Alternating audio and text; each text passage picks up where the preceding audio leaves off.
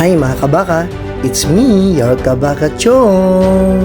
So kasama ko mga kaupals, si Kaupal Rita, si Kaupal Andrea, si Kaupal Rich, at Kaupal Dr. Phil.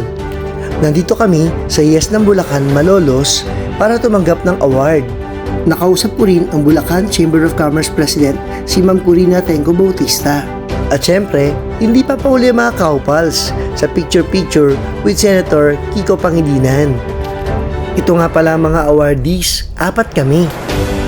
Ang Bulacan Food Champions ay pagkilalang iginagawad sa mga natatanging ambag sa pagpapanatili at pagsusulong ng kulinaryang pamana at inobasyon sa industriya ng pagkain ng Bulacan.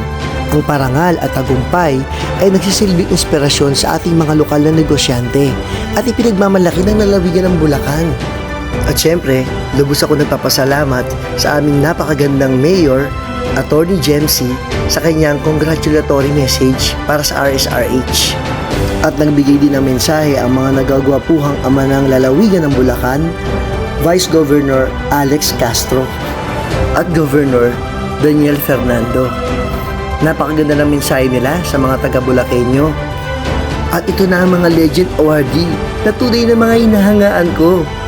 Imagine mga haligi na yan ng food industry at culinary heritage. Galing, di ba? Ito naman si Nanay Adela. Ayon sa kanya, first time niya raw na nakatanggap ng parangal sa tanang buhay niya.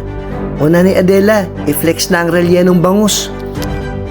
Ito naman si Ate Rose ng Longganisa Columpit. Yummy! At syempre, ang panghuling tumanggap ng parangal, ang inyong kabaka Chong ng RSRH Livestock Corporation. Alam niyo mga kabaka, maraming mas may deserve ng award na to kaysa sa akin.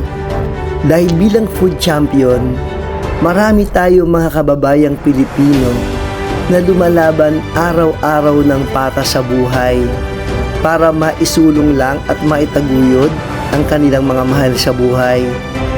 Sa totoo lang, sobra akong overwhelmed sa mga kasamahan kong mga matatanda na doon at patuloy na nagbibigay ng saya at inspirasyon sa lalawigan ng Bulacan at mas na maraming mga Pilipino syempre. Inaalay ko ang parangal na ito sa lahat ng mga manggagawa at mga entrepreneur na nagsisimula pa lamang na gumigising na madaling araw para magtrabaho. Sabi nga, kung may pinunla, may aanihin. Kaya huwag kayong mawala ng pag-asa. Patuloy lang tayong gumawa ng tama at tunay na gagantimpalaan tayo ng may kapal. Sa Bulacan Chamber of Commerce and Industry at sa lalawigan ng Bulacan, maraming salamat po sa inyong lahat. At para tayo tuluyang sumakses sa buhay, do it right. Bye!